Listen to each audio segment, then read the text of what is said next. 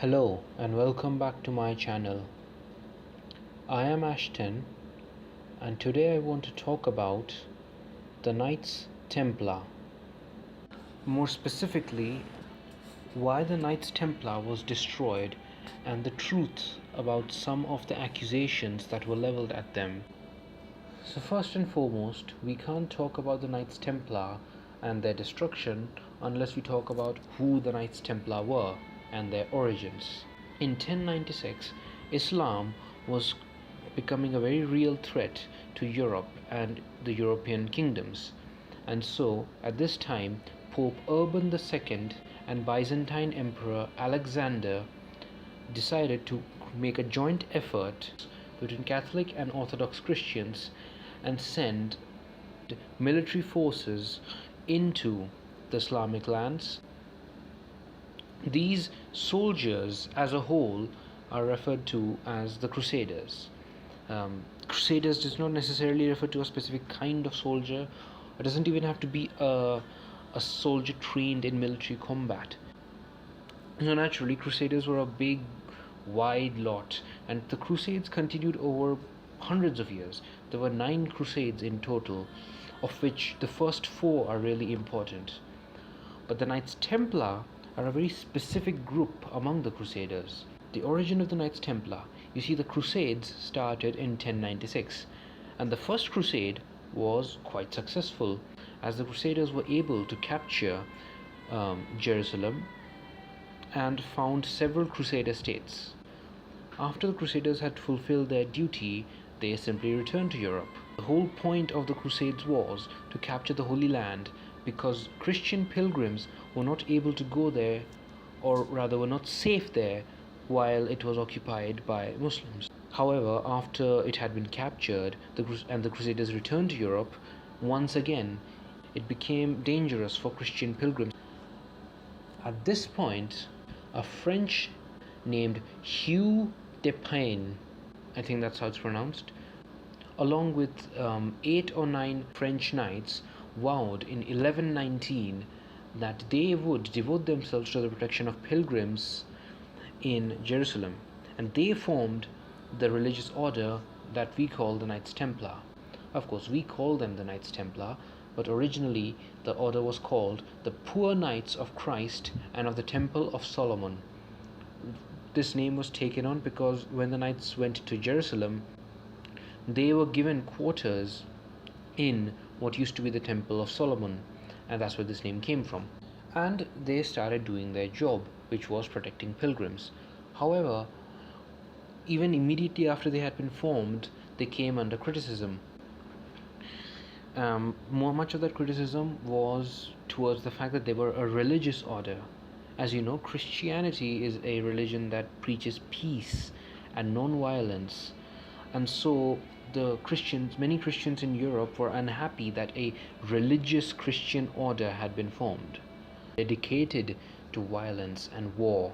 Nonetheless, the religious leaders of Europe themselves supported the Knights Templar, and they began their duty in 1127, when Hugh took a tour of Europe and received many donations from nobles and kings. Ultimately, in 1139, Pope Innocent II granted them special privileges. Now they could build their own oratories and did not have to pay tithe. They were also exempt from jurisdiction and were subject to the Pope alone. So you can see here the Templars became extremely powerful. They were basically a rich, independent religious order. They didn't even have to pay tithe. In other words, they were no longer obligated to serve the Catholic Church except for the Pope himself.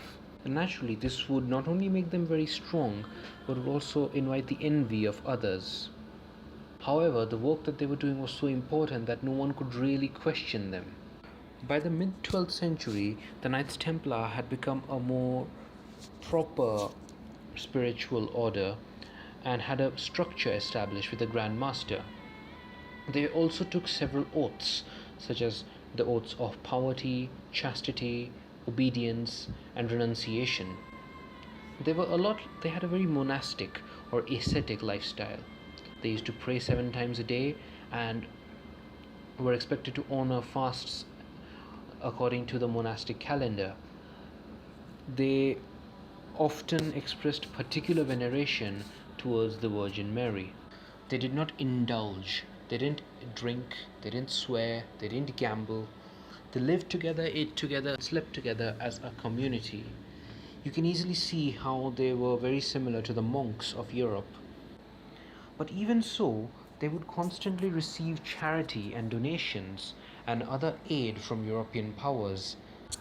Land, castles, estates, titles, weapons and armor, money. The knights received so much of this that even though the individuals didn't own anything personally, the order as a whole grew to be extremely influential and powerful. The Knights Templar weren't just powerful in a monetary sense, but they also had something else. They were disciplined soldiers. We often think of monks of medieval Europe living frugal and ascetic lives, but in fact this was not the case. In medieval Europe there was actually many criticisms by religious leaders against monastic culture. You see, monks were criticized for living luxurious lifestyles without a care in the world or any real responsibility. After all, monks just had to live in monasteries and honor certain religious tenets such as fasting, reading the Bible, chastity, and simple things like that. But ultimately, all their needs were taken care of. Critics of monastic culture would then contrast this lifestyle with that of the average Christian peasant of Europe, the one who would work hard in the fields and tend to his flock, the one who would try to incorporate religion into his daily life but could not afford to become devoted to religion itself. The Knights Templar were not like this, because you see, the Knights Templar, being soldiers, were extremely disciplined. Even though they lived a monastic lifestyle, they would still train their bodies and their minds. They would still go and fight and serve a purpose to society. That discipline itself, spiritual, mental, and physical, was enough to make them a formidable force to reckon with. And they weren't simply trained as soldiers, these were knights, so they had elite training. So, with the money, they could afford the best weapons and armor that one could buy at the time, and on top of that, they had the best training available. They did not slide to the docile and tame monastic lifestyle that the monks had. At the same time, they did not become indulgent, violent, or corrupt like certain soldiers could become. No matter how much people became envious or angry with the Knights Templar, no one could really question them. They were far too powerful. Another thing is that the knights had two classes within the order: knights and sergeants. The knights were the elite trained soldiers who would wear the cross into battle. The sergeants were slightly less trained. The knights added a third class, that of chaplains, who were responsible for holding religious services. And with this, the Knights Templar were completely cut off from the Catholic Church and thus from Orthodox religion. When you leave a religious group, a monastic religious group like this, to their own devices, usually that they start developing a much more personal connection to their spirituality. This is when the Knights Templar adopted an initiation ritual. I think the fact that they had an initiation ritual itself is testimony to the fact that they had become a mystical order. Now, most likely, even after becoming a mystical order, they probably did not stray from their Abrahamic Christian roots, as they would later be accused of. Now you see, while all this was happening, the Templars had one main rival military order, that of the Knights Hospitalier, another French order. Now, As you know, the Knights Hospitalier, which are still around to this day, by the way, and they had a very similar job. Their job was to provide humanitarian and religious aid to Christians in the Holy Land. Now, the Knights Hospitalier were always envious and against the Knights Templar. In fact, by the late 13th century, there were many proposals to merge the two orders together, but this never really happened. Now, in 1291, the city of Acre fell to the Muslims. Acre was the last Crusader stronghold, and with its fall, the Muslims had retaken the Holy Land. In other words, there was not much reason for the Templars to exist anymore. And at the same time, they were extremely powerful, wealthy, and influential. And as they returned to Europe, this caused a great amount of envy among different people. Now, one of these was the King of France, Philip IV. And Philip IV had accumulated a great amount of debt to the Knights Templar and probably wanted to get rid of it. And so he sought to destroy the order.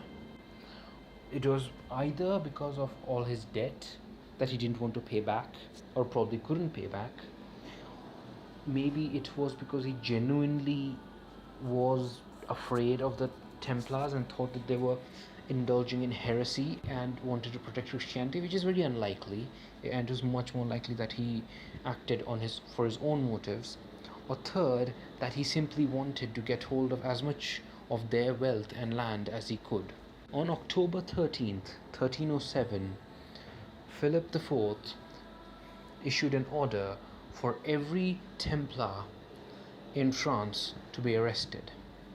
Even before, Templars had been accused of heresy or devil worship or other such things, but no one really took this seriously.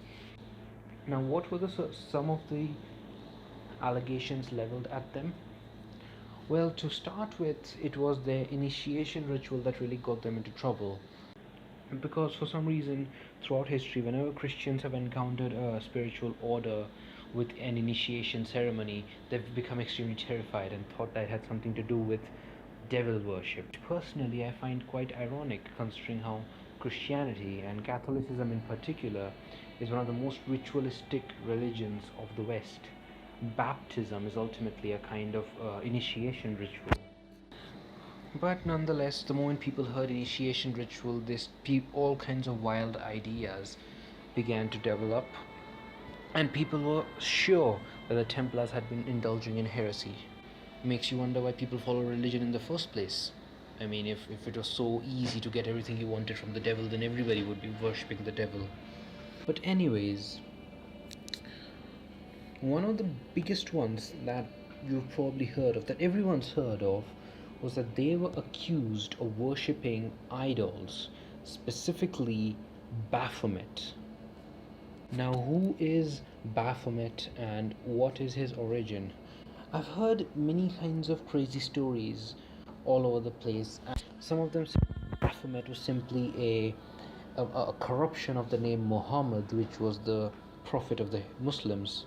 Many others, especially neo-pagans, have accepted that yes, the Templars were pagans, and the Baphomet that they worshipped was actually the Greek god Pan, or the Egyptian god Ammon, or the Mesopotamian god Attar. There is no lack of goat-headed gods in the world, but we are talking specifically about this alleged goat-headed god that is Baphomet. In fact, it is after Baphomet became popular that people started imagining demons to be goat-like. Originally, the Bible doesn't specifically mention that they have to be goat-like. They could be anything. First of all, Baphomet was not a goat. He is a ram. What are the origins of Baphomet? Well, like any good story without a punchline, we must go back to Egypt. In Egypt, there is a deity of sorts. He's not really a god, but there is a deity called Ba-Hedj-Met. The name literally means soul of the pillar. The god represents the human soul. He's you can kind of call him the god of the soul. And the human soul, or Ba, was often depicted by Egyptians as a ram. And so the god Ba Hejmet was a man with the head of a ram. Now Philip IV conveniently decided to take this god and call him Baphomet and accuse the Templars of worshipping him. And with this was born Baphomet from Ba Hejmet. So Philip knew of Ba Hejmet and he turned that into Baphomet. But he accused them of other things as well. He accused them of worshipping a bearded male head that had given them great powers. It is difficult to imagine which bearded male head he is talking about, but following the theme, I'm going to think he was talking about the god Osiris, as there are many depictions and sculptures of Osiris depicting just his head, and he is in fact a bearded man. And he was probably popular enough that Philip knew about him without having to do any research. And he also accused them of worshipping a cat.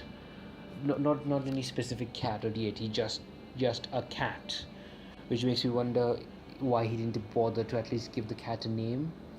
Now the other allegations, which were actually more strong and much more defaming, was of homosexuality and defiling the Christian symbols.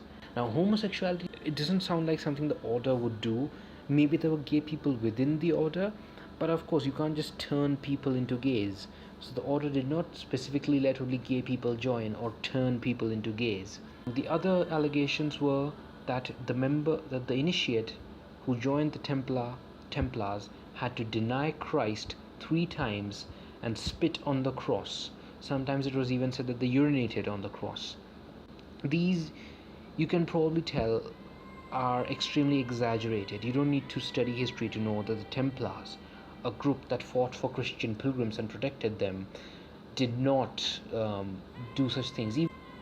All of these allegations combined, idol worship, homosexuality, spitting on the cross, denying Christ, along with the black magic, was enough to turn the population against the Templars, and this is what Philip had been waiting for all along. At any rate, Philip arrested all the Templars and then tortured them into giving false confessions. But it should be noted that after many of them were released, he immediately denied these allegations and said that they had been forced to give these confessions. But Philip decided that, well, he had a confession and that was enough, and he forced Pope Clement V to officially order the arrest of all Templars in Europe in November 1307. The Church Council in 1311 voted against suppression. Many of the Templars were put on trial and they were found innocent of the charges. But Clement was harassed and so strongly pressured by Philip that he had to try and find a middle ground by calling for the dissolution of the Templars order. All the property of the Templars was confiscated and most of it was transferred to their rivals, the Hospitaliers, and to other secular rulers, but mostly to the Hospitaliers, along with their wealth. But nonetheless, we can't blame modern day Knights Hospitalier for this. After all, today the Hospitalier are a humanitarian organization. Now, many knights managed to confess and then they were reconciled to the church and sent to live in monasteries. But most of them didn't confess. They were much too proud and much too devout to confess to these crimes. And naturally, most of them, including their last Grand Master, Jacques de Molay, were found guilty and burnt at the stake. Jacques de Molay protested till the very end, and he was the last victim of this disgusting and quite frankly pathetic oppression of a strong, spiritual and faithful order that had performed its duties so remarkably well. And ultimately, it is only today that we know the Templars were wrongly persecuted.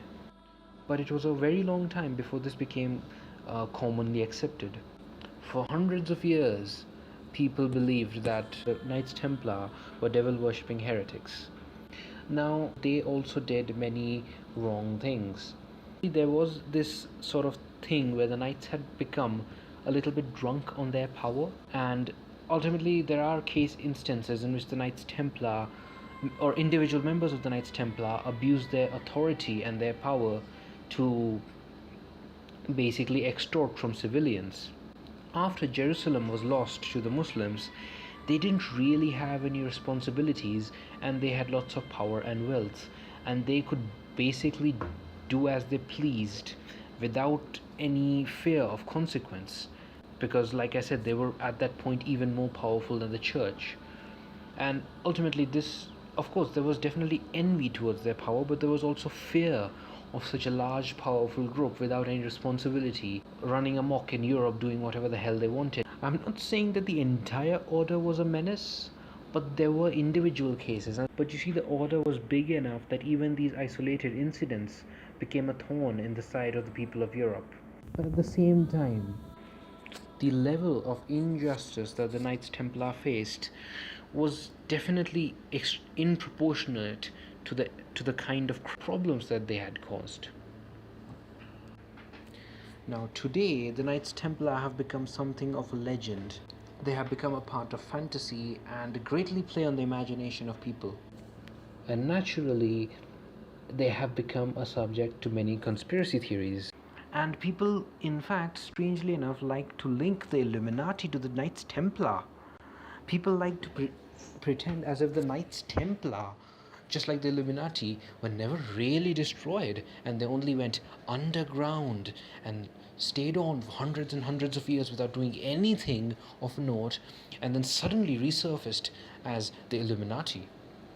The Knights Templar and the Illuminati are so far apart, so many hundreds of years apart, that it's not even funny to link the two. Ultimately, as much as we like to pretend that the Knights Templar are still secretly around, the truth of the matter is that they were brutally and unrighteously crushed and persecuted in the most horrifying manner. Well, that will be all. I've been Ashton, and this has been a video about the Knights Templar. If you enjoyed it and would like to see more content like this, please subscribe to my channel and leave a like. And I'll see you again.